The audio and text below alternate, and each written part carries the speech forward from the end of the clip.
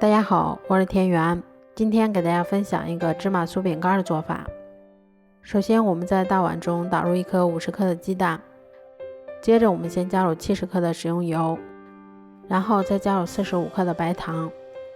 接着我们用打蛋器先把它们充分搅拌均匀。搅匀后，我们先往里面加入180克的低筋面粉，最后我们再加入3克无铝泡打粉，然后用筷子先把它们搅拌成这种面絮状，最后我们再把它揉成像这种没有干面粉的面团就可以啦。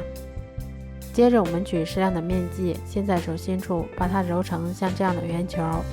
然后再把它放到白芝麻里面，给它滚上一层白芝麻，最后我们再把它轻轻地按压成小饼的形状，像这样我们的生胚就做好啦。都做好后，把它们依次放到铺有硅油纸的烤盘里面，然后再把它放到烤箱里面，烤箱中层上下火170度，烤20分钟左右就可以啦。